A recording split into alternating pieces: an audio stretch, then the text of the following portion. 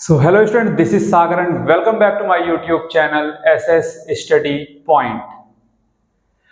So student, आज के इस वीडियो में हम देखने वाले हैं क्लास 9th का थ्रस्ट एंड प्रेशर, जो कि फिजिक्स का चैप्टर नंबर 3 ग्रेविटेशन का एक पार्ट। और gravitation means half of the part, यानी कि टिल मास एंड वेट तक मैंने ऑलरेडी वीडियो अपलोड कर रखा है, जो कि आपको क्लास 9th के प्लेलिस्ट में मिल जाएगा। तो आज के इस वीडियो में देखेंगे क्लास 9th का जो रेस्ट पार्ट बचा हुआ है थ्रस्ट एंड प्रेशर, उसके कॉन्सेप्ट को सीखेंगे। अभी तक आपके स्कूल्स में, आपके कोचिंग्स में क्या पढ़ाया गया उससे मतलब नहीं है, लेकिन आज जो मैं आप लोग को बताने वाला हूं, अगर आपको ये कॉन्सेप्ट समझ में नहीं आया आपके स्कूल, आपके कोचिंग्स में, तो यहाँ पे टेंशन लेने वाली कोई बात नहीं है, क्योंकि आज आपको सागर सर पढ़ाने जा रहे हैं थ्रस्ट एंड प्रेशर का कॉन्सेप्ट, और एक एक चीज, एक एक लॉजिक मैं आपका आज के इस वीडियो में क्लियर कर दूंगा। तो जो भी डाउट्स है वो सारे डाउट्स आज खत्म करेंगे। तो बिना देर किए स्टार्ट करने जा रहे हैं। तो देखो बच्चे, जो सबसे पहला हमें टॉपिक पढ़ना है वो क्या पढ़ना है? थ्रस्ट के बारे में पढ़ना है। सबसे पहला टॉपिक हमें क्या पढ़ना है बच्चे? थ्रस्ट के बारे में पढ़ना है, राइट। अच्छा, थ्रस्ट क्या होता है? सिंपल से कॉन्सेप्ट बच्चा, थ्रस्ट होता क्या है? तो जैसे मान लो कि ये हमारे पास कोई एक बॉडी है, ये हमारे पास कोई एक ऑब्जेक्ट है, राइट। ये हमारे पास कोई एक ऑब्जेक्ट है, और इस ऑब्जेक्ट के सरफेस पे आप एक परपेंडिकुलर फोर्स लगा रहे हो। आप एक परपेंडिकुलर फोर्स लगा रहे हो, राइट। आप एक परपेंडिकुलर फोर्स लगा रहे हो, चाहे आप इधर से लगा रहे हो, या फिर आप इधर से फोर्स लगा रहे हो, या फिर आप इधर से फोर्स लगा रहे हो, इधर से फोर्स लगा रहे हो, डजंट मैटर। मींस एक परपेंडिकुलर फोर्स आप लगा रहे हो उस ऑब्जेक्ट के सरफेस पे, तो वही परपेंडिकुलर फोर्स क्या होता है बच्चे? थ्रस्ट होता है। वही परपेंडिकुलर फोर्स क्या होता है? थ्रस्ट होता है, राइट। तो देखो यहाँ पे क्या लिखा हुआ है, देखो यहाँ पे क्या लिखा बच्चे, कि force acting on an object perpendicular to the surface is called thrust. यानी कि अगर किसी ऑब्जेक्ट के सरफेस पे एक परपेंडिकुलर फोर्स लग रहा है, तो वो हमारा क्या होगा? थ्रस्ट होगा। यानी कि सिंपली हम कह सकते हैं भैया, कि thrust is a kind of force. Thrust हमारा क्या है? एक फोर्स का एक टाइप है। लेकिन अब जब हम फोर्स की बात करते हैं, तो किसी भी ऑब्जेक्ट पे फोर्स किसी भी डायरेक्शन से लग रहा है, डजंट मैटर, वो एक फोर्स है। लेकिन जब हम परपेंडिकुलर फोर्स की बात करते हैं, तो वही परपेंडिकुलर फोर्स क्या बन जाता है बच्चे? थ्रस्ट बन जाता है। क्या बन जाता है? थ्रस्ट बन जाता है, राइट। तो the force acting on an object perpendicular to the surface is called thrust, and the effect of the thrust depends on the area of contact, right। यानी कि जो थ्रस्ट वो किस पे डिपेंड करेगा? एरिया ऑफ कांटेक्ट पे। कितने बड़े एरिया में आप ये परपेंडिकुलर फोर्स लगा रहे हैं। फॉर एग्जाम्पल कि जैसे मान लो कि जो एरिया ऑफ कांटेक्ट है वो क्या है? छोटा है। एरिया ऑफ कांटेक्ट क्या है? छोटा है। हमने यहाँ पे एक परपेंडिकुलर फोर्स लगाया, 10 न्यूटन का, राइट। और एक हमारे पास क्या है? एरिया ऑफ कांटेक्ट बहुत ज्यादा है, और यहाँ पे हम क्या लगा रहे हैं? 10 न्यूटन का ही फोर्स लगा रहे हैं, राइट। तो दोनों पे ये डिपेंड करेगा। मींस अगर यहाँ पे एरिया हमारा कम है, तो यहाँ पे फोर्स का इफेक्ट हमें ज्यादा दिखेगा। लेकिन अगर हमने एरिया ऑफ कांटेक्ट बढ़ा दिया, तो फोर्स का जो इफेक्ट होगा वो क्या हो जाएगा? कम हो जाएगा, राइट। देखो दोनों ही हमारे पास, ये दोनों क्या है? एक का एरिया ऑफ कांटेक्ट क्या है? कम है। दूसरे का एरिया ऑफ कांटेक्ट क्या बच्चे? ज्यादा है। सेम मैग्नीट्यूड का हम फोर्स अप्लाई कर रहे हैं, लेकिन यहाँ पे एरिया ऑफ कांटेक्ट कम है, तो यहाँ पे फोर्स का इफेक्ट हमें ज्यादा दिखेगा। लेकिन यहाँ पे एरिया ऑफ कांटेक्ट ज्यादा है, इसलिए फोर्स का इफेक्ट हमें थोड़ा सा यहाँ पे कम दिखेगा, राइट। चलो चलो बच्चे, अब हम यहाँ पे थोड़ा सा बढ़ते हैं, थोड़ा सा इसके एसआई यूनिट के तरफ। तो देखो एसआई यूनिट क्या है, एसआई यूनिट हमें यहाँ पे क्या दे रखा है। एसआई यूनिट तो देखो फोर्स आपने पढ़ रखा है, फोर्स का एसआई यूनिट आपको पता भी है कि फोर्स का एसआई यूनिट क्या होता है, न्यूटन होता है। तो थ्रस्ट भी क्या है, thrust is also a kind of force, यानी कि थ्रस्ट का भी एसआई यूनिट क्या होगा, न्यूटन होगा। एसआई यूनिट क्या होगा बच्चे, न्यूटन होगा, जिसको हम कैपिटल एन से भी क्या करते हैं, इंडिकेट करते हैं, राइट। अगर हम इसके सीजीएस यूनिट की अगर हम बात करें, अगर हम यहीं पे इसके सीजीएस यूनिट की अगर हम बात करें बच्चे, तो सीजीएस यूनिट क्या होता है, डाइन होता है। सीजीएस यूनिट क्या होता है, डाइन होता है। और अगर हम न्यूटन और डाइन में रिलेशन की अगर हम बात करें बच्चे, तो देखो एक newton, 1 newton is equal to होता है 10 टू द पावर 5 डाइन।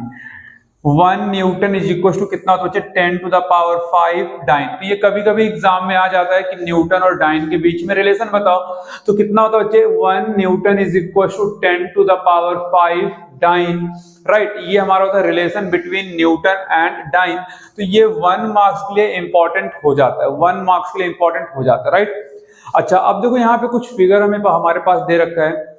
देखो यहाँ पे क्या है कि जो लेफ्ट और मींस ये भी हमारा एक परपेंडिकुलर फोर्स हमारा लग रहा है यहाँ पे, राइट। यहाँ पे हमारा एक परपेंडिकुलर फोर्स लग रहा है, देन यहाँ पे भी देखो आप एक परपेंडिकुलर फोर्स है, इधर भी हमारा एक परपेंडिकुलर फोर्स लग रहा है मींस, राइट। इधर भी हमारा क्या एक परपेंडिकुलर फोर्स लग रहा है, राइट। तो ये सब हमारे क्या है बच्चे, ये हमारे सब क्या है, एक थ्रस्ट है, राइट। अब यहाँ भी देखो, यहाँ भी क्या है, यहाँ पे हमारे एक परपेंडिकुलर फोर्स है। डजंट मैटर कि हम उसको अलग अलग नाम से हम बुलाते हैं, राइट, हम उसको अलग अलग नाम से बुलाते हैं, बट अगर परपेंडिकुलर फोर्स है तो उसको हम क्या बोल देंगे बच्चे, थ्रस्ट बोल देंगे, उसको हम क्या बोल देंगे, थ्रस्ट बोल देंगे। क्लियर। तो आई होप कि आपको थ्रस्ट का जो कॉन्सेप्ट है वो क्लियर हो गया होगा। आई होप कि आपको थ्रस्ट का कॉन्सेप्ट आपको क्लियर हो गया होगा, राइट। एक बार मैं रिकैप करा दे रहा हूं, ध्यान में अपने बैठा लेना बच्चे। थ्रस्ट क्या होता है, परपेंडिकुलर फोर्स होता है, राइट। थ्रस्ट क्या होता है, परपेंडिकुलर फोर्स होता है, मींस किसी भी ऑब्जेक्ट के सरफेस पे अगर एक परपेंडिकुलर फोर्स लग रहा है तो वो परपेंडिकुलर फोर्स हमारा क्या होता है, थ्रस्ट हो जाता है, राइट। चलो अब हम बढ़ते हैं अपने नेक्स्ट टॉपिक पे। अब हम बढ़ते हैं बच्चे अपने क्या नेक्स्ट टॉपिक पे, that is pressure. Next topic क्या बच्चे, प्रेशर, राइट। नेक्स्ट टॉपिक हमारा क्या है, प्रेशर। तो देखो प्रेशर क्या है, प्रेशर क्या है, जैसे मान लो प्रेशर हमारा क्या है, जैसे मान लो कि अगर ये हमारे पास क्या है, कोई एरिया है, ये हमारे पास क्या है, कोई एरिया है, और जब आप यहाँ पे कोई फोर्स लगा रहे होंगे, आप यहाँ पे कोई फोर्स लगा रहे होंगे, तो इस एरिया पे कुछ ना कुछ प्रेशर पड़ रहा होगा, राइट। इस ये बॉडी मींस कुछ ना कुछ यहाँ पे प्रेशर एक्सर्ट हो रहा होगा, राइट। जब यहाँ पे हम प्रेशर, जब यहाँ पे हम फोर्स लगा रहे होंगे, राइट। तो देखो यानी कि ये जो फोर्स लग रहा है वो किसी ना किसी एरिया पे लग रहा है, किसी ना किसी एरिया पे लग रहा है। तो यानी कि हमारा जो प्रेशर हो जाता है बच्चे, वो क्या हो जाता है, फोर्स पर यूनिट एरिया। यानी कि हम एक यूनिट एरिया में जो फोर्स लगा रहे होते हैं वही हमारा क्या होता है, प्रेशर हो जाता है, राइट। वही हमारा क्या हो जाता है, यहाँ पे प्रेशर हो जाता है। लेकिन यहां पे हम थ्रस्ट के बारे में पढ़ रहे हैं, यहां पे हम फोर्स वर्ड का यूज नहीं कर रहे हैं। तो यहाँ पे अगर हम थ्रस्ट वर्ड का यूज कर रहे हैं तो यहाँ पे फोर्स किससे रिप्लेस हो जाएगा बच्चे, ये फोर्स किससे रिप्लेस हो जाएगा, थ्रस्ट से रिप्लेस हो जाएगा। ये फोर्स किससे रिप्लेस हो जाएगा, थ्रस्ट से रिप्लेस हो जाएगा, राइट। तो देखो यहाँ पे क्या दिया है कि it is defined as thrust acting on per unit area. यानी कि पर यूनिट एरिया में जो थ्रस्ट हमारा लग रहा है, जो थ्रस्ट हमारा एक्ट कर रहा है, वही क्या होता है बच्चे, प्रेशर होता है। वही क्या होता है, प्रेशर होता है, राइट। वही क्या होता है, प्रेशर होता है। तो देखो यहाँ पे क्या लिखा है, it is defined as thrust acting on per unit area is called thrust. Means इसको हम ऐसे लिख सकते हैं बच्चा कि pressure is equals to thrust upon area. Pressure is equal to thrust upon area, right. अब देखो कि अगर मैं इसके अभी एसआई यूनिट की अगर मैं बात करूं तो देखो एसआई यूनिट क्या होता है कि हम प्रेशर को किससे मेजर करते हैं, किसमें, न्यूटन में। एरिया किसमें, तो बच्चे मीटर स्क्वायर। तो देखो इसको हम इस तरीके से भी लिख सकते हैं, मीटर पावर -2, राइट। लेकिन प्रेशर का जो कॉन्सेप्ट था वो ब्लेज पास्कल जी ने दिया था, तो उनके रेस्पेक्ट में इसको हम क्या बोल देते हैं, पास्कल बोल देते हैं। इसको हम क्या बोलते हैं बच्चा, पास्कल बोल देते हैं, जिसको हम जिसको हम PA से क्या करते हैं, इंडिकेट करते हैं, जिसको हम PA से क्या करते हैं, इंडिकेट करते हैं, राइट। देखो यहाँ पे लिखा है SI यूनिट क्या बच्चा, पास्कल और न्यूटन मीटर स्क्वायर। तो दोनों में से कोई भी अगर एग्जाम में आ जाए तो दोनों आप लिख, और दोनों में से कोई सा भी आ जाए मीन्स जो ऑप्शन में रहेगा उस पे हम टिक लगाएंगे। या फिर हो सकता है कि इस चीज को हम और कैसे लिख सकते हैं, देखो यहाँ पे ये मीटर स्क्वायर ऊपर जाएगा तो पावर का साइन क्या हो जाएगा, चेंज। तो ये चीज भी हमें एग्जाम में लिखा हुआ मिल सकता है, राइट। और यहाँ पे हमारे पास क्या बच्चे, फॉर्मूला, यहाँ पे हमारे पास क्या है, फॉर्मूला। अच्छा, अब जरा देखो प्रेशर का यूनिट पास्कल के अलावा हम और क्या क्या मिल सकता है। तो देखो हमें यहाँ पे टॉर देखने को मिल सकता है, टॉर हमें देखने को मिल सकता है, राइट। प्रेशर का जो यूनिट है वो हमें टॉर देखने को मिल सकता है। हमें यहाँ पे बार देखने को मिल सकता है, बार भी हमें देखने को यहाँ पे मिल सकता है। हमें यहाँ पे ATM देखने को मिल सकता है। हमें यहाँ पे mm Hg भी देखने को मिल सकता है, राइट। तो इतने सारे अदर यूनिट्स भी हमें देखने को मिल सकते हैं। तो अगर एग्जाम में ये यूनिट्स भी अगर आ जाता है कि इसमें से प्रेशर का यूनिट कौन सा है, हमारे पास पास्कल नहीं है, न्यूटन मीटर स्क्वायर नहीं है, और अगर इनमें से कोई ऑप्शन है तो उस ऑप्शन पे हम टिक लगा सकते हैं, राइट। तो इसको जल्दी से नोट डाउन कर लो, इसको जल्दी से स्क्रीनशॉट ले लो, देन हम बढ़ते हैं अपने नए टॉपिक की तरफ। तो आई होप कि आपको यहाँ पे एरिया समझ में आ गया होगा, सॉरी प्रेशर आपको समझ में आ गया होगा क्या, कि थ्रस्ट पर यूनिट एरिया आप लिख सकते हो या फिर thrust acting on per unit area, both are correct, right. तो जल्दी से इसको नोट डाउन करो, जल्दी से इसको नोट डाउन करो, एंड देन अब हम बढ़ते हैं थोड़ा सा आगे, थोड़ा सा और भी चीजें इसमें से कुछ समझते हैं कि क्या क्या चीजें हैं, राइट। देखो अब देखो बच्चे, जैसे यहां पे हमने क्या पढ़ा, यहां पे हमने क्या पढ़ा, चलो अब जरा देखो कि हमने यहां पे क्या पढ़ा भैया, कि प्रेशर इज इक्वल टू कितना होता है, थ्रस्ट पर यूनिट एरिया, थ्रस्ट पर यूनिट एरिया, राइट। तो यहां पे अगर मैं पूछूं कि भैया प्रेशर किस किस फैक्टर पे डिपेंड करता है, प्रेशर किस किस फैक्टर पे डिपेंड करता है, तो हमें यहाँ पे दो चीजें निकल के आ रही हैं। एक तो यहाँ पे थ्रस्ट पे डिपेंड करता है बच्चे, एक तो यहाँ पे थ्रस्ट पे डिपेंड कर रहा है, और दूसरा यहाँ पे एरिया पे डिपेंड कर रहा है, दूसरा यहाँ पे एरिया पे डिपेंड कर रहा है, राइट। तो अगर कोई आपसे पूछ बच्चा कि प्रेशर किस किस फैक्टर पे डिपेंड करता है, तो पहला किस पे, थ्रस्ट पे, पहला यहाँ पे किस पे डिपेंड कर रहा है बच्चे, यहाँ पहले किस पे डिपेंड कर रहा है, थ्रस्ट पे डिपेंड कर रहा है। पहला यहाँ पे किस पे डिपेंड कर रहा है, थ्रस्ट पे डिपेंड कर रहा है, और दूसरा किस पे डिपेंड कर रहा है, दूसरा डिपेंड कर रहा है एरिया पे, राइट। तो अगर मैं बात करूं यहाँ पे थ्रस्ट पे ये किस तरीके से डिपेंड कर रहा है, तो आप देखो कि थ्रस्ट पे ये किस तरीके से डिपेंड कर रहा है, तो भैया प्रेशर डायरेक्टली प्रोपोर्शनल टू किसके है, थ्रस्ट के, प्रेशर डायरेक्टली प्रोपोर्शनल टू किसके है, थ्रस्ट के। यानी कि अगर हम फोर्स बढ़ाएंगे तो प्रेशर हमारा क्या होगा, बढ़ेगा। अगर हम फोर्स को बढ़ाएंगे तो प्रेशर क्या होगा, हमारा इंक्रीज करेगा। अगर हम फोर्स को डिक्रीज कर दें तो प्रेशर भी हमारा क्या हो जाएगा, डिक्रीज हो जाएगा, राइट। यानी कि अगर मैं इसको बढ़ाऊंगा, अगर मैं इसको इंक्रीज करूंगा बच्चे, तो प्रेशर भी हमारा क्या होगा, इंक्रीज होगा, एंड वाइस वर्सा।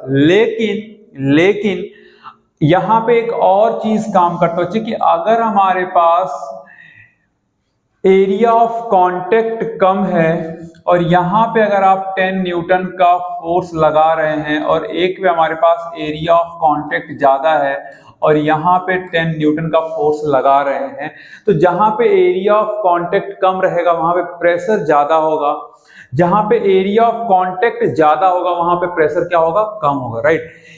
अच्छा दूसरी चीज जरा देखो कि ये एरिया पे किस तरीके से डिपेंड कर रहा है। तो देखो यहाँ पे हमें क्या दिख रहा है क्लियरली इस फॉर्मूले से कि जो प्रेशर है वो इनवर्सली प्रोपोर्शनल टू एरिया है। प्रेशर हमारे क्या बच्चे, इनवर्सली प्रोपोर्शनल टू एरिया है। मतलब क्या, मतलब क्या कि अगर हम एरिया इंक्रीज करेंगे, अगर हम एरिया इंक्रीज करेंगे तो प्रेशर क्या हो जाएगा, डिक्रीज हो जाएगा। अगर हम एरिया इंक्रीज करेंगे बच्चे तो प्रेशर क्या हो जाएगा, डिक्रीज हो जाएगा। एंड वाइस वर्सा, मींस कि अगर हम एरिया को कम कर दें तो प्रेशर क्या हो जाएगा, बढ़ जाएगा। जैसे फॉर एग्जांपल कि आप पेन का निप ले लो, राइट, या फिर आप एक पिन ले लो सिंपल सा। ये हमारे पास क्या है, एक पिन है, राइट, एक हमारे पास क्या है, पिन है। अब देखो कि यहाँ पे क्या है, एरिया इस पॉइंट पे एरिया क्या है, कम है। इस पॉइंट पे एरिया क्या है, कम है, तो यहाँ पे प्रेशर अगर मैं किसी को चुभा दूं, या अगर हमें इस नेल को किसी वुडन बॉक्स के अंदर या किसी वुड में अगर हमें क्या करना है, और ठोकना है, हिट करना है, तो इसको ठोकने में, इसको उसके अंदर धसाने में ज्यादा प्रॉब्लम नहीं आएगी। ये इजिली क्या हो जाएगा, उस वुडन के अंदर, उस लकड़ी के अंदर ये इजिली अंदर चला जाएगा। लेकिन अगर वहीं पे हमारे पास एक ऐसा नेल है, तो यहाँ पे देखो एरिया बढ़ गया। एरिया बढ़ने की वजह से यहाँ पे क्या हो जाएगा बच्चे, प्रेशर कम हो जाएगा। एरिया बढ़ने की वजह से यहाँ पे बढ़ने की वजह से प्रेशर कम हो जाएगा और ये इजिली उस लकड़ी के अंदर नहीं जाएगा, राइट। तो अगर हम एरिया कम करेंगे तो प्रेशर बढ़ जाएगा। अगर हम एरिया बढ़ा देंगे तो प्रेशर क्या हो जाएगा, कम हो जाएगा, राइट। आप पेन का भी एग्जांपल ले लो सिंपली, कि अगर मान लो ये हमारे पास क्या है, इसका टिप क्या बहुत शार्प है, बहुत नुकीला। अगर मैं इसको किसी को ऐसे चुभा दूं तो बहुत तेज लगेगा। लेकिन अगर ये एरिया मैंने बढ़ा दिया और मैं अगर इससे मैं चुभाऊं तो हमें कोई भी फर्क नहीं पड़ेगा, क्योंकि प्रेशर हमारा क्या हो गया, कम हो गया इस एरिया के बढ़ने से, राइट। तो थ्रस्ट, ये प्रेशर हमारा दो चीजों पे डिपेंड करता है, थ्रस्ट एंड एरिया। थ्रस्ट के डायरेक्टली प्रोपोर्शनल होता है एंड एरिया के इनवर्सली प्रोपोर्शनल होता है। इनवर्सली मतलब क्या कि एक को बढ़ाएंगे दूसरा कम हो जाएगा, एक को कम करेंगे दूसरा बढ़ जाएगा, राइट। तो आई थिंक कि आपको प्रेशर का भी कॉन्सेप्ट आपको समझ में आ गया होगा, प्रेशर का कॉन्सेप्ट आपको समझ में आ गया होगा ना। अब हम बढ़ते हैं अपने नेक्स्ट टॉपिक पे। देखो यहाँ पे हमारे पास कुछ एग्जाम्पल्स यहाँ पे हमें दिए गए हैं, जल्दी से एक बार एग्जाम्पल रीड करो, जरा रीड करो। देखो पहला एग्जाम्पल हमें क्या दे रखा है कि why does a sharp knife cuts better than a blunt knife, right. यहाँ पे देखो क्या कह रहा है बच्चे, यहाँ पे सिंपली क्या कह रहा है कि एक हमारे पास क्या है, हाँ देखो यहाँ पे फिगर हमें दे रखा है, यहाँ पे देखो फिगर हमें यहाँ पे गिवन है। कह रहा भैया कि एक हमारे पास क्या है, शार्प नाइफ है जो इजिली देखो यहाँ पे कट कर दे रहा है। देखो इजिली यहाँ पे क्या कर रहा है, कट कर रहा है, राइट। इजिली यहाँ पे कट कर दे रहा है। और दूसरा हमारे पास क्या, ब्लंट नाइफ में उल्टा करके उसका एरिया क्या है, बढ़ा दिया मैंने। तो देखो यहाँ पे कैसा, किस तरीके से ये कट कर रहा है, राइट। तो यहाँ पे क्या कह रहा है कि देखो अगर हम शार्प एरिया यूज करते हैं जिसका टिप बहुत क्या है, जैसे मान लो कि हमने यहाँ पे कुछ ऐसा नाइफ हमने बना दिया, राइट। अब मैंने मान लिया कि ये वाला जो पोर्शन है उसका एरिया क्या बहुत ज्यादा शार्प है, तो अगर एरिया बहुत ज्यादा शार्प है बच्चे, तो प्रेशर वहां पे क्या हो जाएगा, बढ़ जाएगा। एरिया कम होगा तो प्रेशर क्या हो जाएगा, बढ़ जाएगा। और प्रेशर बढ़ेगा तो वो इजिली क्या करेगा, चीजों को कट करेगा, राइट। इजिली चीजों को क्या करेगा, कट करेगा। लेकिन जब हम उसी चाकू को उल्टा कर देते हैं तो आप देखो कि दूसरी तरफ एरिया बढ़ गया होता है, राइट। और जब एरिया बढ़ जाएगा तो प्रेशर क्या हो जाएगा, कम हो जाएगा, तो वो इजिली चीजों को कट नहीं कर पाएगा। तो देखो यहाँ पे क्या कर रहा है, sharp knife cut better because it has smaller edge area creating high pressure, right. Smaller edge area है तो ये हाई प्रेशर क्या करेगा, क्रिएट करेगा। When force is applied, this higher pressure make it easier to cut through material. A blunt knife with larger edge area, और जब larger edge area हो गया प्रोड्यूस लोअर प्रेशर। एरिया बढ़ा, pressure कम हो गया, राइट। तो ये रीजन है कि हम शार्प नाइफ से इजिली कट कर पाते हैं, लेकिन ब्लंट नाइफ से हम इजिली कट नहीं कर पाते हैं ना। सेकेंड क्वेश्चन देखो कि why is it difficult to hold a school bag having strap made of a thin and a strong string. तो आप देखो बच्चे, जो हम बैग लेके चलते हैं तो आप उसके स्ट्रिप्स को अगर आप देखोगे तो कुछ इतने चौड़े चौड़े उसके स्ट्रिप होते हैं, राइट, इतने चौड़े चौड़े स्ट्रिप होते हैं। लेकिन अगर वही स्ट्रिप अगर इतना पतला कर दिया जाए तब क्या होगा। तो आप देखो यहाँ पे अगर आप देख पा रहे हो बच्चे, यहाँ पे अगर आप देख पा रहे हो तो देखो यहाँ पे अगर यहाँ पे आप सिंपली जरा देखो, यहाँ पे देखो यहाँ पे क्या है कि ये स्ट्रिप के एरिया को क्या कर दिया जा रहा है, बढ़ा दिया जा रहा है। स्ट्रिप के एरिया को बढ़ाने से यहाँ पे क्या हो रहा है बच्चे, स्ट्रिप का एरिया बढ़ा, तो स्ट्रिप का एरिया बढ़ने से प्रेशर क्या हो गया, कम हो गया। स्ट्रिप का एरिया बढ़ने से प्रेशर क्या हो गया, कम हो गया, राइट। लेकिन अगर मैं इसी स्ट्रिप के एरिया को मैं क्या कर दूं बच्चे, अगर मैं इसी स्ट्रिप के एरिया को मैं कम कर दूं, कम कर दूं, और जैसे ही ये कम होगा तो प्रेशर क्या हो जाएगा, इंक्रीज हो जाएगा। और प्रेशर जब इंक्रीज होगा तो हमारे बैग में ना बहुत सारी चीजें भरी होती है, मीन्स जितना तो हमारा वेट नहीं होता उससे ज्यादा तो हमारे कॉपी किताब होता है हमारे बैग के अंदर। तो आप सोचो कि अब हमने बैग भरा तो ये क्या कर रहा है, यहाँ पे ये डाउनवर्ड एक्ट कर रहा है, ग्रेविटी इसको खींचने का काम कर रही है, राइट। तो ये डाउनवर्ड एक्ट कर रहा है, हमारा बैग डाउनवर्ड एक्ट कर रहा है, और तो यहाँ पे एक फोर्स लग रहा है जो इसको नीचे की तरफ खींच रहा है इस बैग को। स्ट्रिप हमारी पतली है, तो आप देखो कि एरिया ऑफ कांटेक्ट अगर कम होगा तो वहां पे प्रेशर क्या हो जाएगा, बढ़ जाएगा। एरिया ऑफ कांटेक्ट अगर कम होगा तो प्रेशर क्या हो जाएगा, बढ़ जाएगा। और प्रेशर अगर बढ़ेगा तो हमारे शोल्डर की हालत क्या हो जाएगी बच्चे, खराब, राइट। इस वजह से बैग के जो स्ट्रिप्स होते हैं ना उसको थोड़ा सा चौड़ा कर दिया जाता है, राइट। उसके एरिया को थोड़ा सा बढ़ा दिया जाता है ताकि प्रेशर कम लगे, राइट। तो देखो यहाँ पे क्या लिखा है, holding a school bag with a thin string strap is difficult because a small surface area, यहाँ पे आप देख रहे हो, small surface area of the string concentrate the weight of the bag onto a tiny area of your shoulder, creating a high pressure point and making it uncomfortable, right।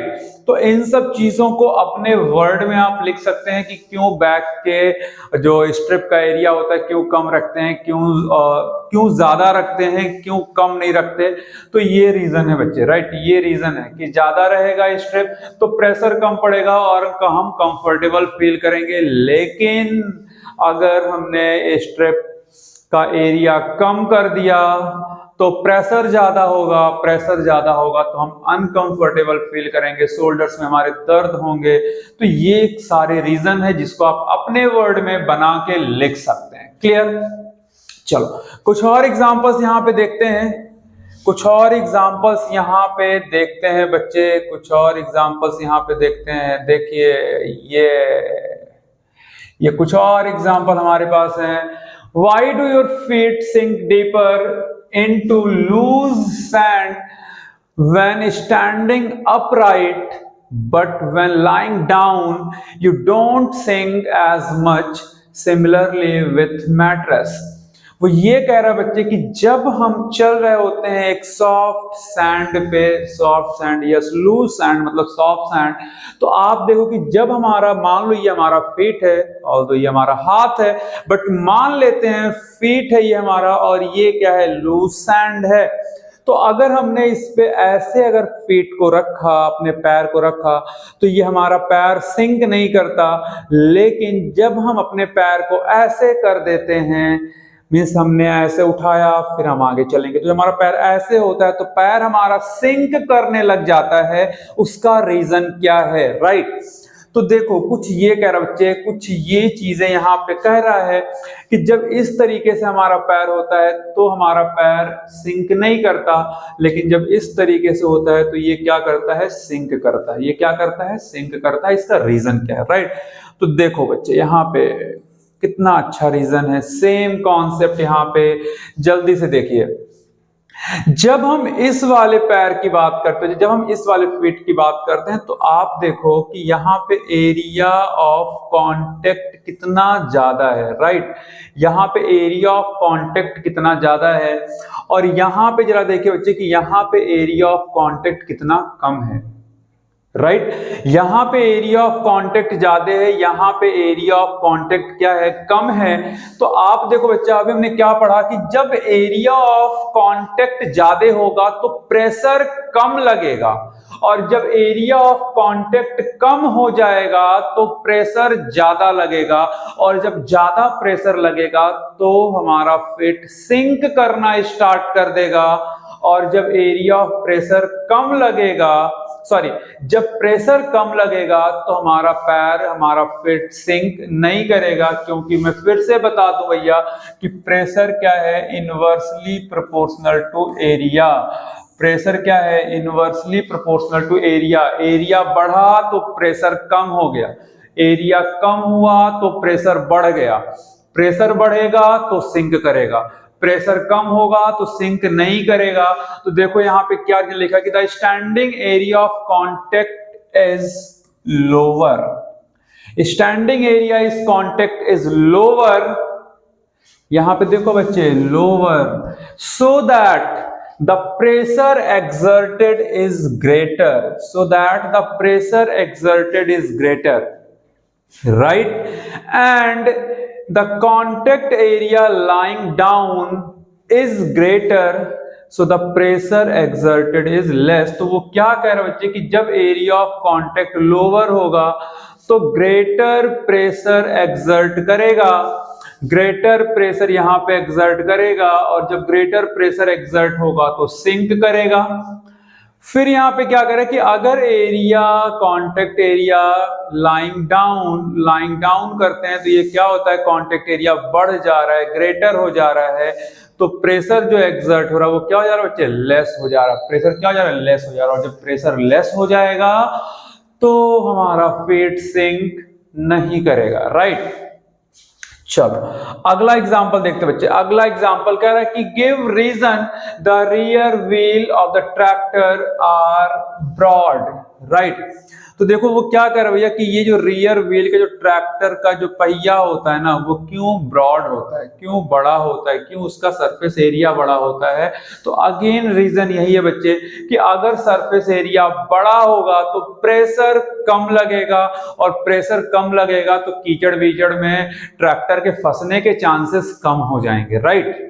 तो देखो यहाँ पे क्या लिखा है कि pressure exerted by an object is inversely proportional to the surface area, जो कि हमने ऑलरेडी यहाँ पे लिखा हुआ था कि भैया pressure inversely proportional to surface area के होता है, राइट। अब देखो यहाँ पे क्या ये बात कर रहे हैं, so tractors have broader tyre so that the pressure exerted by them on soft soil is comparatively less। तो जब ब्रॉडर टायर होगा तो जो प्रेशर एक्सर्ट होगा बच्चे वो कैसा होगा, लेस होगा, और जब लेस होगा तो ट्रैक्टर के फंसने के, ट्रैक्टर के सिंक होने के चांसेस कम हो जाएंगे उस कीचड़ में, उस गीली मिट्टी में, सॉइल में, राइट। चलो बच्चे, आई होप कि आपको थ्रस्ट एंड प्रेशर का कॉन्सेप्ट आपको समझ में आ गया होगा।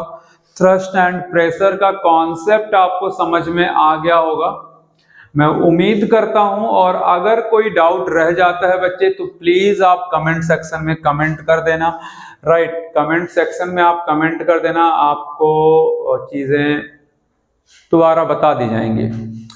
चलिए बच्चे अगला जरा क्वेश्चन देखो कि why do nails have sharp end, why do nails have sharp end। तो अभी आप जल्दी से बताइए एक चीज कि अगर हमारे पास एक वुडन बॉक्स है, एक हमारे पास क्या है बच्चे, एक वुडन बॉक्स है। मैं कलर चेंज करता हूं थोड़ा सा ताकि आपको और ज्यादा क्लियर दिखे। हमारे पास क्या है, एक वुडन बॉक्स है, ये एक वुडन बॉक्स है और एक और वुडन बॉक्स है, राइट, एक और वुडन बॉक्स है। तो आप देखो कि यहाँ पे मैं नेल्स हिट करने की कोशिश कर रहा हूं और एक नेल्स हमारे पास यहाँ पे है, इस नेल को मैं हिट करने की कोशिश कर रहा हूं, राइट। तो आप बताओ किसको धंसाने में, उस लकड़ी के अंदर धंसाने में किसमें ज्यादा आपको इंटरेस्ट आएगा, किसमें ज्यादा मजा आएगा, कौन सा नेल्स ज्यादा इजिली इस लकड़ी के अंदर, इस वुडन बॉक्स के अंदर इजिली चला जाएगा। तो नो डाउट आप क्या बोलेंगे कि सर ये जो हमारे पास है, जो फर्स्ट वन है, ये इजिली इस लकड़ी के अंदर चला जाएगा, राइट। और अगर इससे कोई आपसे इसका कोई रीजन पूछे तो आप क्या कहेंगे कि सर इस नेल्स का जो ये टिप है ना, ये बहुत शार्प है, बहुत नुकीला है, एरिया उसका बहुत ज्यादा कम है। और अगर एरिया बहुत ज्यादा कम है तो प्रेशर ज्यादा एक्सर्ट करेगा, और प्रेशर अगर ज्यादा एक्सर्ट होगा तो ये इजिली इस बॉक्स के अंदर चला जाएगा। लेकिन यहाँ पे एरिया बढ़ जा रहा है बच्चे, एरिया बढ़ जा रहा है, और एरिया बढ़ गया तो प्रेशर कम एक्सर्ट होगा, और अगर प्रेशर कम एक्सर्ट होगा तो ये इजिली इस वुडन बॉक्स के अंदर एंटर नहीं होगा, इंसर्ट नहीं करेगा। यही रीजन है कि जो हमारे नेल्स होते हैं उनके टिप को ना बहुत पतला बनाया जाता है, बहुत नुकीला बनाया जाता है, एरिया उनका बहुत कम रखा जाता है, ताकि जो हमारा पर्पस है कि किसी चीज को ज्वाइन करना, कहीं पे कील ठोकना, वो हमारा इजिली हो सके, वो हमारा टास्क इजिली परफॉर्म हो सके, राइट। तो देखो यहाँ पे क्या लिखा है, a nails has pointed end so that surface area is less. Again यहाँ पे सरफेस एरिया की बात करते हैं, surface area is less. When the surface area is less the pressure increases which makes it easy for the nails to be driven into the wall, into the wood, है ना। Means whenever you want to insert, है ना, आप easily उस चीज को insert कर सकते हैं। क्लियर। नेक्स्ट क्वेश्चन कि why does camel have broad feet. अब देखो कैमल का जो फीट होता है बच्चे, वो ब्रॉड क्यों होता है। अब देखो कैमल बेसिकली कहाँ पे पाया जाता है, वो राजस्थान हो गया, जहां पे मीन्स डिजर्ट एरिया है, वहीं पे वो बेसिकली हमें नॉर्मली देखने को वहीं पे मिलते हैं, जनरली, राइट, जनरली हमें वहीं पे देखने को मिलते हैं। तो अब देखो कि जब हम देखो, आप नॉर्मली आप देखो कि अगर हमारे घर के आसपास कहीं सैंड है, आप जाके खड़े हो तो हमारा पैर उस सैंड, उस बालू के अंदर सिंक करना, उस बालू के अंदर धंसना स्टार्ट हो जाता है। रीजन क्या होता है, क्योंकि हमारे पैर का एरिया थोड़ा सा क्या है, कम है, तो वो धंस जाता है, वो सिंक करना स्टार्ट कर देता है। लेकिन कैमल कैसे उस डिजर्ट एरिया में इजिली चल पाते हैं, उनका पैर सिंक नहीं करता है। रीजन, क्योंकि कैमल के जो पैर का जो एरिया होता है वो काफी ब्रॉड होता है, और ब्रॉड होने की वजह से एरिया बढ़ जाता है तो प्रेशर क्या हो जाता है, कम हो जाता है। देखो जरा बच्चे, यहाँ पे ये एरिया बच्चा, ये एरिया है, राइट, उनके पैर का एरिया। तो देखो जब एरिया बढ़ा, उनके पैर का एरिया बढ़ा तो प्रेशर क्या हो गया, कम हो गया, और जब प्रेशर कम हो गया तो वो सैंड में उनका पैर सिंक नहीं करेगा, और जब सिंक नहीं करेगा तो जो कैमल होगा वो डिजर्ट एरिया में इजिली वॉक कर सकता है, मूव कर सकता है। तो देखो यहाँ पे क्या लिखा है, a camel broad feet spread out where the sand giving them larger surface area to distribute their weight. This reduce pressure and prevent them from sinking. तो जैसे यहाँ पे लार्जर सरफेस एरिया हुआ, देखो यहाँ पे प्रेशर क्या हो गया, रिड्यूस हो गया, और जब प्रेशर रिड्यूस हो गया तो ये सिंक करने से बच जाएंगे, राइट। तो आई होप कि बच्चों आपको प्रेशर एंड थ्रस्ट का कॉन्सेप्ट आपको समझ में आ गया होगा, और ये जितना सारा मैंने एग्जांपल आपको एक्सप्लेन किया, वो सारे ही एग्जांपल इंपॉर्टेंट हैं, वो आपके एग्जाम में 100% इनमें से कोई सा एक एग्जांपल आपको मिल जाएगा, और आप अपने वर्ड में इसको लिख देना बच्चे, जो मैंने आपको समझाया, राइट। चलो अब हम चलते हैं बच्चे नेक्स्ट टॉपिक की तरफ। चलते हैं नेक्स्ट टॉपिक की तरफ, देखते हैं कि हमारा नेक्स्ट टॉपिक है क्या। तो है क्या बच्चे, pressure in fluid. Pressure in fluid, right. Next topic हमारा क्या है, प्रेशर इन फ्लूइड। अच्छा, अब जरा देखो बच्चे, यहां पे प्रेशर इन फ्लूइड तो मतलब क्या, अगर हम यहां पे जैसे मान लो कि अगर हम एक सॉलिड की बात करें, अगर मैं यहाँ पे कोई एक सॉलिड ले लूं, ये हमारे पास एक तो हमने यहाँ पे फ्लूइड का दिखा रखा है एग्जांपल, और अगर मैं यहाँ पे एक सॉलिड अगर मैं लूं, एक हमारे पास ये क्या है, कंटेनर, और अगर मैं यहाँ पे एक सॉलिड रख दूं, अगर मैं यहाँ पे कोई एक सॉलिड ऑब्जेक्ट में अगर यहाँ पे कोई एक सॉलिड ऑब्जेक्ट अगर मैं रख दूं,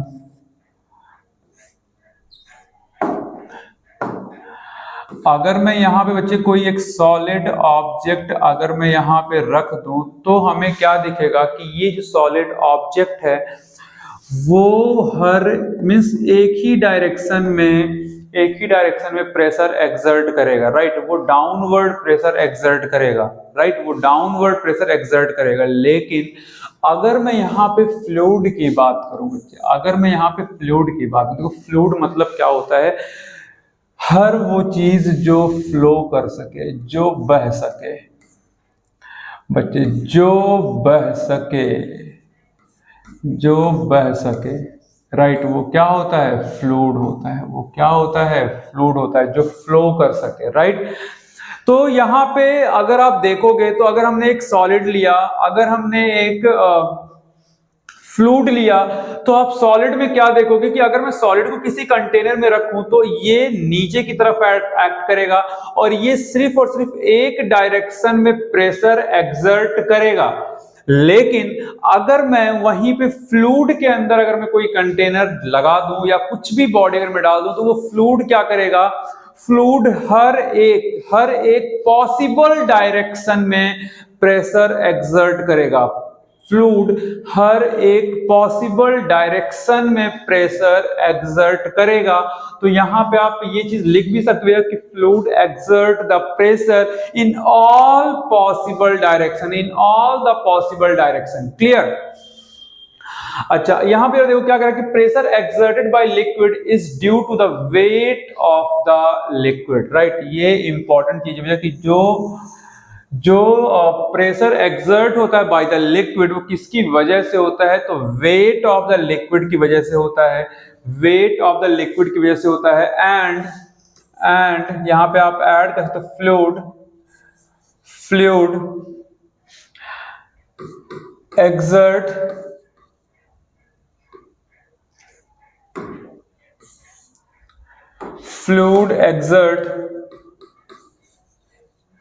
pressure in all possible direction, right। Pressure and fluid exerted pressure in all possible direction। अच्छा, इस चीज पे ना बच्चे, इस चीज पे ना ब्लेज पास्कल जी ने ना अपना एक थ्योरी भी दिया था कि अगर हम किसी क्लोज्ड कंटेनर में कहीं पे भी अगर हम प्रेशर अप्लाई करते हैं, तो वो इक्वली प्रेशर हर एक डायरेक्शन में एक्सर्ट होगा। कहीं भी हम ऊपर लगा दें, नीचे लगा दें, बॉटम पे लगा दें, किसी भी डायरेक्शन में लगा दें, अगर हम वहां पे कोई भी किसी एक पॉइंट पर हम प्रेशर लगा रहे हैं, एक्सटर्नल प्रेशर, तो वो प्रेशर उस लिक्विड में इक्वली डिस्ट्रीब्यूट होगा, इक्वली ट्रांसमिट होगा। ये ब्लेज पास्कल जी ने एक चीज बताया था, राइट। अच्छा, यहां पे तो क्या कह रहा है कि at a given depth pressure remains the same. मतलब अगर मैं मान लो कि यहाँ पे कोई बॉडी है, एक हमारे पास क्या है, लिक्विड है, और यहाँ पे क्या है, कोई बॉडी है, तो यहाँ पे जो प्रेशर होगा, इस पॉइंट पे जो प्रेशर होगा वो क्या रहेगा, रिमेन्स सेम रहेगा। चाहे जितने देर तक हम यहाँ पे इस बॉडी को इसी पोजीशन पे रखें, इसी पोजीशन पे अगर हम रखें, इसी डेप्थ पे अगर हम रखें, जितनी मर्जी उतने दिन आप रख दो, तो जो प्रेशर होगा वो क्या रहेगा, सेम रहेगा, प्रेशर क्या होगा, सेम रहेगा। लेकिन अगर आप इसके डेप्थ को चेंज करते हो, मतलब क्या कि आप इसके डेप्थ को ना यहां से लेके यहां पे आ जाते हो, यहां पे लेके आए हो, तो यहां पे उसका प्रेशर क्या हो जाएगा, चेंज हो जाएगा। यहां से यहां आएगा तो उसका प्रेशर क्या हो जाएगा, चेंज हो जाएगा। लेकिन अगर वो एक ही पोजीशन पे है, तो उस पोजीशन पे प्रेशर क्या रहेगा, रिमेन्स कांस्टेंट रहेगा, अगर वो सेम डेप्थ पे है तो, राइट। तो देखो यहां पे क्या लिखा है कि at a given depth pressure remains the same. Next point क्या करें कि डिपेंड्स ऑन द हाइट और डेप्थ ऑफ द लिक्विड, यानी कि ये हाइट कह लो या फिर क्या कह लो, और depth of the liquid.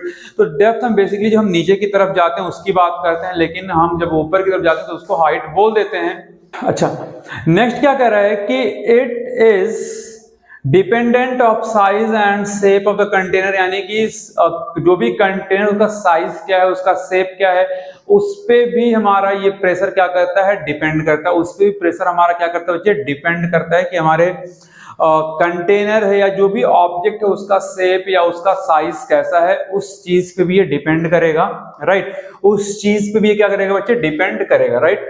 Next अब देखते हैं हमारे पास बियॉन्ड फोर्स। नेक्स्ट हमारे पास बच्चे क्या टॉपिक है, बियॉन्ड फोर्स।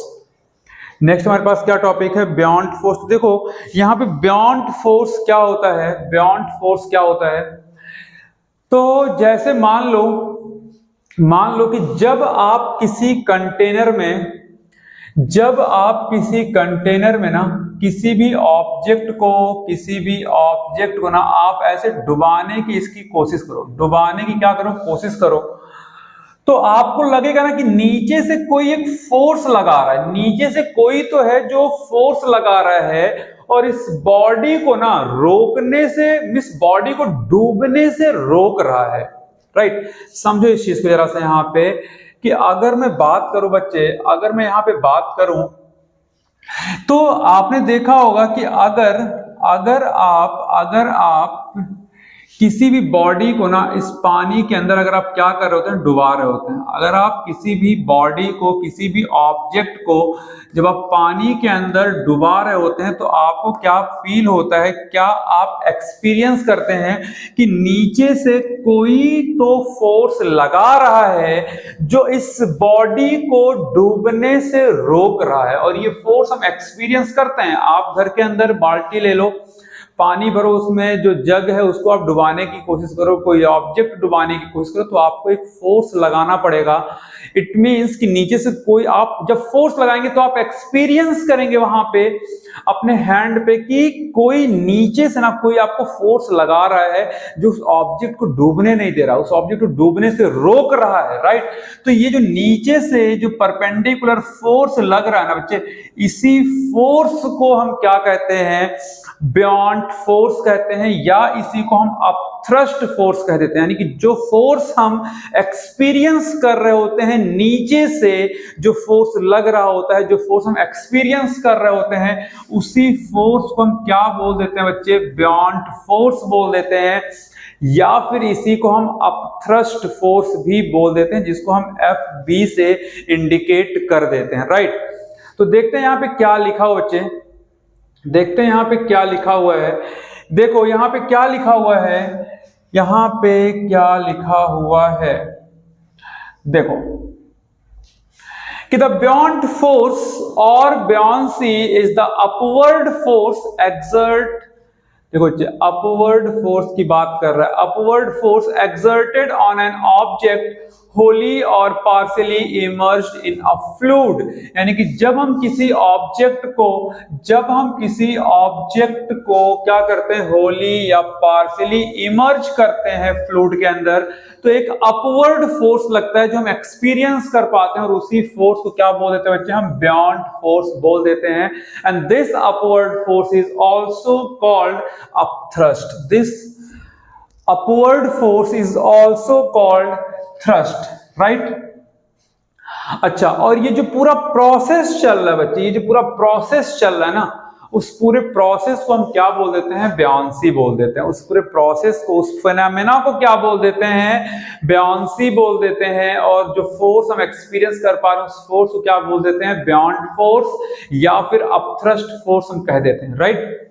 अच्छा, ये ब्यायंड फोर्स या ब्यायंसी जो पूरा फिनोमेना वो किस किस फैक्टर पे डिपेंड करता है? तो पहला हमारे पास क्या है, डेंसिटी ऑफ द फ्लूइड, यानी कि फ्लूइड की डेंसिटी क्या है। जैसे फॉर एग्जांपल कि आप यहाँ पे क्या लो, एक ग्लास दूसरा ग्लास, सेम वॉल्यूम का क्या भर लो, यहाँ पे वाटर भर लो। सेम वॉल्यूम में आप क्या भर लो बच्चे, यहाँ पे वाटर भर लो आप सेम वॉल्यूम में, राइट। चलो, यहां पे आपने क्या किया कि सेम वॉल्यूम में आपने पानी फिल कर लिया। अच्छा, अब यहाँ पे आप एक काम करो कि आप एक लेमन ले लो, आप एक एग ले लो, कुछ भी आप लो, और इसके अंदर जैसे ही आप इस लेमन को आप डालेंगे ना, आप क्या देखेंगे कि ये लेमन नीचे आ गया और यहाँ पे क्या कर गया, डूब गया। ये लेमन क्या कर गया, डूब गया। दूसरे केस में आप क्या करो कि इसमें कुछ 5 to 6 स्पून क्या ऐड कर दो, सॉल्ट ऐड कर दो। ऐड 5 to 6 स्पून सॉल्ट, और फिर आप इस लेमन को यहाँ पे डिप करो। आप क्या देखोगे कि लेमन यहाँ पे ना आपका ये लेमन क्या करता हुआ दिखेगा, ये लेमन यहाँ पे ना आपको फ्लोट करता हुआ दिखेगा। ये लेमन आपको क्या करेगा, फ्लोट करता हुआ दिखेगा, राइट। लेमन यहाँ पे फ्लोट करता हुआ दिखेगा। तो पहले केस में क्या हुआ कि लेमन डूब गया, दूसरे केस में क्या हुआ कि लेमन यहाँ पे फ्लोट कर। देखो, पहले केस की अगर मैं बात करूं तो यहाँ पे फ्लूइड की डेंसिटी कम थी, यानी कि जो लेमन था, जो हमारे पास जो लेमन था ना, इसकी डेंसिटी क्या थी बच्चे, ज्यादा थी, और वाटर की डेंसिटी क्या थी, कम थी। तो ये लेमन यहाँ पे डूब गया। लेकिन दूसरे केस में क्या हुआ कि जो लेमन था उसकी डेंसिटी कम हो गई, लेकिन वाटर की डेंसिटी बढ़ गई। वाटर की डेंसिटी क्या हो गई, बढ़ गई, इंक्रीज कर गई। सॉल्ट ऐड करते ही वाटर की डेंसिटी क्या हो गई, बढ़ गई। और जैसे ही वाटर की डेंसिटी बढ़ गई तो ब्यायंड फोर्स भी क्या हो गया, बढ़ गया। बढ़ गया। अब यहाँ पे ग्रेटर फोर्स लगने लग गया, और इस ऑब्जेक्ट को वो डूबने से क्या कर लिया, रोक लिया, राइट। तो ब्यायंड फोर्स किस फैक्टर पे डिपेंड करेगा, पहला डेंसिटी ऑफ द फ्लूइड। तो यहाँ पे हमें क्या समझ में आ रहा है कि अगर फ्लूइड की डेंसिटी ज्यादा होगी तो ब्यायंड फोर्स भी क्या होगा, ज्यादा होगा, राइट। तो यहाँ पे आप एक सिंपल लाइन में आप लिख सकते हो, मोर डेंसिटी मोर अपथ्रस्ट फोर्स, या आप सिंपल सा ऐसे लिख सकते हो, मोर डेंसिटी मोर अपथ्रस्ट।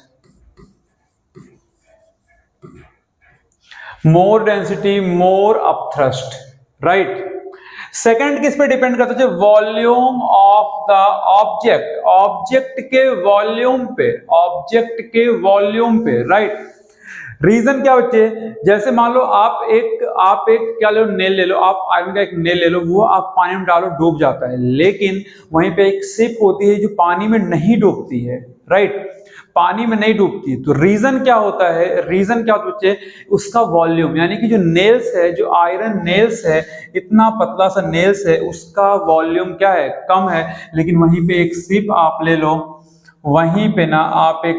लो, तो आप क्या देखोगे कि इस शिप का वॉल्यूम क्या है, ज्यादा है, right.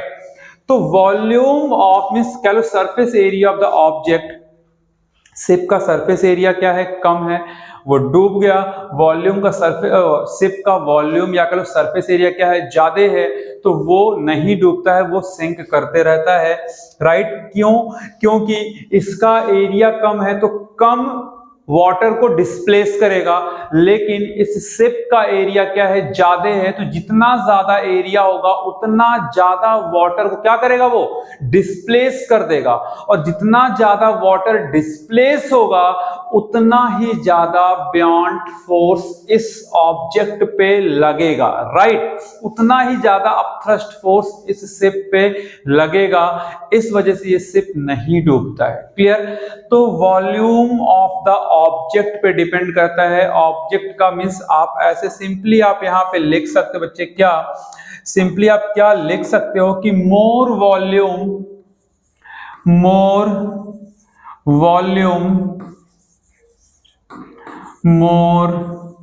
Upthrust, more volume more upthrust. Clear.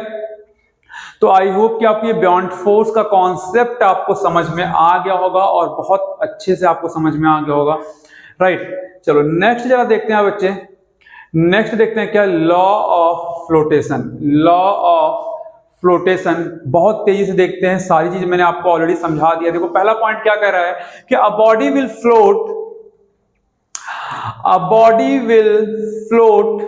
in a liquid if its density is less than the density of the liquid। यानी कि अगर बॉडी की डेंसिटी लिक्विड की डेंसिटी से कम है तो बॉडी ऊपर सरफेस पे फ्लोट करेगी, सरफेस पे फ्लोट करेगी। अब बॉडी मीन्स ऐसा कुछ आपको देखने को मिलेगा, ऐसा कुछ आपको देखने को मिलेगा कि ये हमारा लिक्विड है, लिक्विड की डेंसिटी ज्यादा है तो ये सरफेस पे बॉडी क्या कर रहा है, फ्लोट कर रहा है। सरफेस पे बॉडी क्या कर रहा है, फ्लोट कर रहा है, राइट। सेकंड केस क्या कर रहा है, a body will be in equilibrium at submerged depth if the density of the body is equal to the density of the liquid. मतलब क्या कि अगर दोनों की डेंसिटी क्या हो जाए, सेम हो जाए, दोनों की डेंसिटी क्या हो सेम हो जाए, तो आप यहाँ पे क्या देखेंगे कि जो ऑब्जेक्ट है ना वो यहीं पे आके क्या कर रहा है, फ्लोट कर रहा है। यहीं पे आके क्या कर रहा है, फ्लोट कर रहा है, वो डूबेगा नहीं, वो सिंक नहीं करेगा। एंड थर्ड केस यहाँ पे क्या कर रहा है, थर्ड केस यहाँ पे क्या कर रहा है कि a body will sink in a liquid if its density is greater than the density of the liquid। यानी कि अगर हमारा वाटर की डेंसिटी कम हो जाए, वाटर की डेंसिटी क्या हो जाए बच्चे, कम हो जाए, वाटर की डेंसिटी कम हो जाए और जो ऑब्जेक्ट है उसकी डेंसिटी बढ़ जाए तो ऑब्जेक्ट हमारा सिंक कर जाएगा, ऑब्जेक्ट हमारा डूब जाएगा। और यहीं पे ये चीज लिखा हुआ है अगेन यहाँ पे पॉइंट पे करके कि फ्लोट कब करेगा, फ्लोट कब करेगा, object float if buoyant force means कि if F B is equal to क्या हो जाए, weight of the object, weight of the object. Clear. तो ये क्या करेगा, फ्लोट करेगा। क्या करेगा बच्चे, फ्लोट करेगा, राइट। फ्लोट कैसे करेगा, फ्लोट कैसे करेगा, वो सेकंड वाला कंडीशन यहाँ पे कि just below the water surface ये क्या करेगा, फ्लोट करेगा। नाउ सिंकिंग कब होगा कि अगर हमारा बियॉन्ड फोर्स क्या हो जाए, अगर हमारा बियॉन्ड फोर्स लेस हो जाए वेट ऑफ ऑब्जेक्ट से, तो यहां पे ये वाला केस हमारा काम करना स्टार्ट कर देगा, बॉडी हमारी डूब जाएगी, सिंक कर जाएगी एंड सस्पेंडेड क्या कह रहा है बच्चा, सस्पेंडेड यहां पे क्या कह रहा है, राइट, कि object remains suspended if buoyant force is equal to the weight and density. मतलब क्या कि अगेन उसी चीज की बात कर रहा है, बट आई थिंक यहाँ पे ये चीजें तो आई थिंक ये चीजें थोड़ी सी मुझे सही नहीं लग रही हैं, बट फिर भी है ना, मीन्स यहाँ पे ये केस होना चाहिए था हमारे पास, ये केस होना चाहिए कि ये पार्सली या फिर कंप्लीटली क्या करेगा, फ्लोट करेगा। लेकिन अगर दोनों चीजें इक्विलिब्रियम कंडीशन में हैं, इक्वल हो जा रही हैं, तो ये body just below the water surface, यानी कि ये अगर हमारा वाटर सरफेस का लेवल है तो बॉडी हमारी just below the water surface क्या करेगा, फ्लोट करेगा, वो डूबेगा नहीं। क्लियर। तो ये थे कुछ कंडीशंस बच्चे, ये थे कुछ लॉ। नेक्स्ट हमारे पास क्या है, नेक्स्ट हमारे पास क्या दे रखा है कि why it is easier to swim in sea water than fresh water। कह रहा बच्चा कि सी वाटर में तैरना क्यों आसान होता है as compared to fresh water. अच्छा, फ्रेश वाटर मतलब इसके जगह पे ना आपको ये रिवर वाटर भी दे सकता है, इसके जगह पे ना आपको रिवर वाटर भी एग्जाम में मिल सकता है, राइट। इसके जगह पे आपको रिवर वाटर भी एग्जाम में आपको मिल सकता है, क्लियर। तो यहाँ पे क्वेश्चन क्या है कि एक स्विमर को सी वाटर में तैरना क्यों ज्यादा इजी होता है as compared to river water या फिर फ्रेश वाटर। तो अगेन यहाँ पे सेम कॉन्सेप्ट कि अगर हम यहाँ पे सी वाटर की बात करें, अगर हम यहाँ पे सी वाटर की बात करें तो इनकी डेंसिटी क्या होती है, इनकी डेंसिटी क्या होती है, ज्यादा होती है। इनकी डेंसिटी क्या होती है, ज्यादा होता है। इनका डेंसिटी क्या होता है, ज्यादा होता है due to salt, due to क्या, सॉल्ट। इसमें एडेड सॉल्ट होते हैं, right, due to inbuilt salt. And अगर वहीं पे हम रिवर वाटर की बात करें, अगर वहीं पे हम रिवर वाटर की बात करें, अगर वहीं पे हम रिवर वाटर की बात करें तो डेंसिटी क्या होती है, यहीं पे डेंसिटी क्या होती है, कम होती है। सॉरी, डेंसिटी क्या होती है, कम होती है। डेंसिटी क्या होती है बच्चे, कम होती है, क्योंकि इसके पानी में सॉल्ट ऐड नहीं होता है, सॉल्ट मिक्स नहीं होता है, राइट। तो देखो यहाँ पे डेंसिटी क्या है, ज्यादा है। डेंसिटी क्या है, ज्यादा है। और डेंसिटी ज्यादा है तो बियॉन्ड फोर्स भी क्या होगा बच्चे, ज्यादा होगा। डेंसिटी ज्यादा है तो बियॉन्ड फोर्स मतलब क्या, अपथ्रस्ट फोर्स ज्यादा होगा, राइट। यहाँ पे क्या है, डेंसिटी कम है, डेंसिटी कम है, डेंसिटी कम है तो बियॉन्ड फोर्स क्या होगा, कम होगा। बियॉन्ड फोर्स क्या होगा, यहाँ पे कम होगा। तो यहाँ पे अगर बियॉन्ड फोर्स ज्यादा है तो वो इजिली सरफेस पे फ्लोट कर सकता है, ये स्विम कर सकता है, राइट। लेकिन अगर यहाँ पे डेंसिटी कम है, डेंसिटी यहाँ पे वाटर का कम है, बियॉन्ड फोर्स कम लगेगा, तो बियॉन्ड फोर्स कम लगेगा तो यहाँ पे तैरने में ज्यादा डिफिकल्टी होगी। मींस हम नीचे की तरफ सिंक होते जाएंगे, वहां पे हम इजिली तैर नहीं सकते, इजिली स्विम नहीं कर सकते, राइट। लेकिन सी वाटर के पानी में सॉल्ट मिक्स होता है, इनबिल्ट होता है, उसकी वजह से डेंसिटी बढ़ जाती है। डेंसिटी बढ़ा तो बियॉन्ड फोर्स बढ़ा, बियॉन्ड फोर्स बढ़ा तो वो अपथ्रस्ट फोर्स ज्यादा लगाएगा और हम इजिली फ्लो मींस स्विम कर सकते हैं, राइट। तो ये रीजन है। तो देखो यहाँ पे लिखा हुआ रीजन क्या, देखो यहाँ पे रीजन क्या लिखा हुआ बच्चे कि sea water contain dissolve salt which makes its density more. Density क्या कर रहा है बच्चे, more than river water, hence upthrust force is more in sea water than river water. और ये इजिली क्या कर पाते हैं, स्विम कर पाते हैं। इजिली क्या कर पाते हैं बच्चे, स्विम कर पाते हैं, राइट। इजिली ये स्विम कर पाते हैं। नेक्स्ट देखिए, नेक्स्ट हमारे पास क्या है, आर्किमिडीज प्रिंसिपल। अब देखो बच्चे, आर्किमिडीज प्रिंसिपल क्या है, आर्किमिडीज प्रिंसिपल क्या है कि आर्किमिडीज जी ना एक बार अपने बाथ टब में नहा रहे थे, मस्त एंजॉय कर रहे थे। हमारा दिमाग क्या है, खाली। जब हम नहाते हैं ना तो हमें कुछ भी पता नहीं था, नहाया चले आए, नहीं नहाया तब भी चले आए, लेकिन हमारे दिमाग में ना कुछ फालतू की चीजें नहीं चलती हैं। और इन लोगों के दिमाग में ना फालतू की चीजें बहुत सारी चलती थी। अभी क्या है, टेंशन इतना ज्यादा है, कमाना है, खाना है, घर चलाना है, परिवार, खेलना, ये वो दुनिया भर की चीजें, टेंशन बहुत है। तो फालतू चीजें सोचने की टाइम हमारे पास नहीं है, लेकिन इनके पास था, क्योंकि काम कम था, सोचना ज्यादा था। तो इन्होंने क्या देखा, क्या ऑब्जर्व किया, क्या एक्सपीरियंस किया, क्या फील किया, जब वो अपने बाथ टब में गए तो इनको लगा भैया कि हमारी वेट में, हमारी बॉडी वेट में कमी आ गई, हमारी बॉडी वेट कम हो गई। मतलब इस पानी से बाहर वेट हमारा कुछ और था और हम पानी में आ रहे तो अपने आप को हल्का फील कर रहे हैं। मतलब क्या कि हमारी बॉडी वेट में कमी हो गई, राइट। ये चीज उन्होंने एक्सपीरियंस किया और एक स्टेटमेंट क्या दे दिया, आइए पढ़ते हैं। इन्होंने क्या कहा भैया कि Archimedes principle state that when an object is partially और fully immersed in a fluid it experiences an upward force called the buoyant force that is equal to the weight of the fluid displaced by the object. Clear? मतलब क्या कि जब हम पानी में किसी चीज को डुबाते हैं तो हम एक अपवर्ड फोर्स एक्सपीरियंस करते हैं जिसे हम ब्यायॉन्ड फोर्स कहते हैं, और वो ब्यायॉन्ड फोर्स किसके बराबर होता है? जितना वाटर डिस्प्लेस हो रहा होता है। दूसरी चीज कि हमारे वेट में कमी भी आती है, वो कमी कितनी आती है? जितना वाटर डिस्प्लेस कर रहा होता है। तो हम यहाँ पे लिख सकते हैं बच्चे, हम यहाँ पे लिख सकते हैं कि जो ब्यायॉन्ड फोर्स होता है, जो ब्यायॉन्ड फोर्स होता है वो किसके बराबर होता है? वो किसके बराबर होता है? Weight of displaced water, weight of displaced water, और ये किसके बराबर होता है? Loss in weight, loss in weight of object.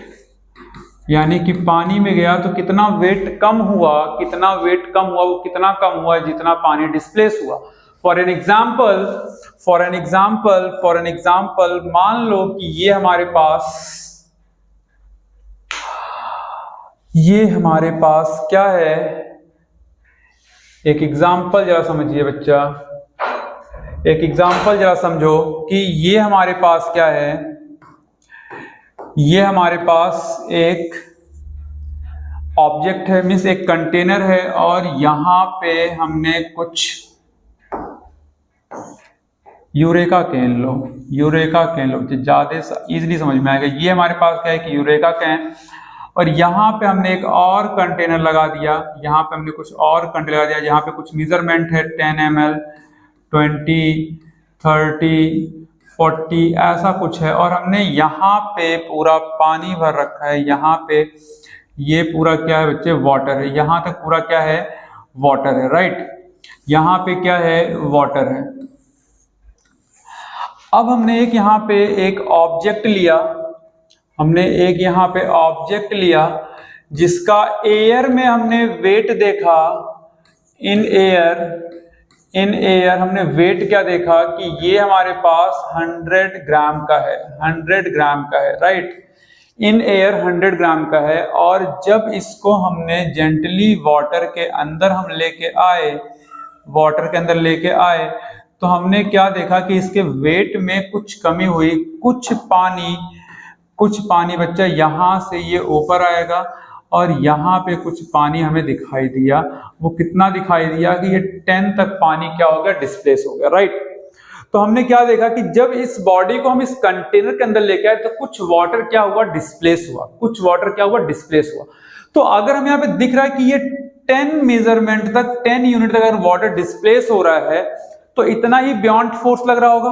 और इस बॉडी में कितनी कमी आई? तो अगर ये 100 ग्राम था एयर में, और हमने बोला भाई जितना ये वाटर डिस्प्लेस करेगा उतना ही इसके वेट में कमी होगी, तो इसने कितना वाटर डिस्प्लेस किया? 10 किया, तो यानी कि इसके वेट में कितने की कमी हुई? 10 की कमी हुई। तो यानी कि पानी के अंदर जो इसका वेट होगा वो कितना होगा? 90 होगा। पानी के अंदर इसका जो वेट होगा वो कितना होगा? पानी के अंदर इसका जो वेट होगा वो कितना होगा? 90 होगा। पानी के अंदर इसका वेट कितना होगा? 90। बाहर कितना था? 100। पानी के अंदर कितना है? 90, right?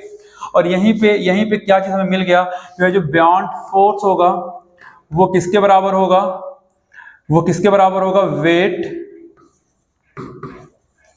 Wait of displaced water, यानी कि जितना हमारा पानी डिस्प्लेस हुआ उतना ही यहाँ पे क्या लग रहा है? बियॉन्ड फोर्स लग रहा है, राइट? और ये भी किसके बराबर होगा? जितना हमारे वेट में कमी आई, राइट? तो loss in weight of object, object, right? तो ये आप नोट कर लेना, ये चीजें आर्किमिडीज प्रिंसिपल पे थी। अब देखो ये कहाँ कहाँ पे ये काम में आता है बच्चा। तो देखो क्या है? हॉट एयर बैलून है ना, हॉट एयर बैलून। यहाँ पे हमारा ये आर्किमिडीज प्रिंसिपल काम आता है। देखो रीजन क्या है कि जब इसमें हम एक हाइड्रोजन गैस भरते हैं, सबसे हल्की गैस क्या होती है? हाइड्रोजन। इसमें हमने क्या भर दिया बच्चे? हाइड्रोजन गैस भर दिया, सबसे हल्की गैस है। तो अब यहाँ पे जो हमारे एयर में, जो हमारे एटमॉस्फेयर में जो गैसेस है, उसका फोर्स क्या रहेगा? ज्यादा रहेगा। तो यहाँ पे ये फोर्स यानी कि जो बियॉन्ड फोर्स है वो ज्यादा लगेगा, तो ये हमारा बलून क्या होगा? ऊपर की तरफ क्या करेगा? उड़ेगा, राइट। दूसरा क्या बच्चे? ये हाइड्रोमीटर कह लो या लैक्टोमीटर बनाने, और लैक्टोमीटर में इसका यूज किया जाता है, इसी के कॉन्सेप्ट बनाया गया है। मींस मिल्क की डेंसिटी को मेजर करने के लिए बनाया गया है, मिल्क की डेंसिटी को मेजर करने के लिए बनाया गया है, राइट। लैक्टोमीटर का यूज होता है मिल्क की डेंसिटी को मेजर करना, कि मिल्क की डेंसिटी क्या है? कम है, ज्यादा है, पानी तो नहीं मिला दिया, पानी मिला के डेंसिटी कम तो नहीं हो गई। ये चीजें मेजर करने के लिए हम यूज करते हैं। यहाँ पे ये चीज बनाने में यूज होता है आर्किमिडीज प्रिंसिपल का। देन अगर हम बात करें तो शिप को बनाने में आर्किमिडीज प्रिंसिपल का यूज होता है, क्योंकि शिप के हम जो शेप होता है उसके वॉल्यूम, देखो आपकी वॉल्यूम मींस कुछ ऐसा हमें दिखाई देता है, राइट। देखो कुछ ऐसा हमें यहाँ पे दिखाई देता है, कुछ ऐसा हमें यहाँ पे दिखाई देता है, मींस कि इसका जो शेप बनाया जाता है, यहाँ पे क्या होता है? पतला, अंदर क्या होता है? वॉल्यूम उसका ज्यादा होता है। तो जितना ज्यादा वॉल्यूम होगा उतना ज्यादा ये वाटर क्या करेगा? डिस्प्लेस करेगा, और जितना ज्यादा वाटर डिस्प्लेस होगा बियॉन्ड फोर्स भी उतना ही लगेगा, उतना ही ज्यादा लगेगा, क्योंकि beyond force and wait of displaced water क्या होता है? दोनों इक्वल होते हैं। तो जितना वेट में हमारा पानी वाटर डिस्प्लेस होगा उतना ही ज्यादा बियॉन्ड फोर्स लगेगा, राइट। तो ये था बच्चे थ्रस्ट एंड प्रेशर। तो आई होप कि आपको पूरा कॉन्सेप्ट अच्छे से समझ में आ गया होगा, राइट। तो अगर वीडियो आपको समझ में आया तो प्लीज आप वीडियो को ज्यादा से ज्यादा शेयर करें, लाइक करें, कमेंट करें।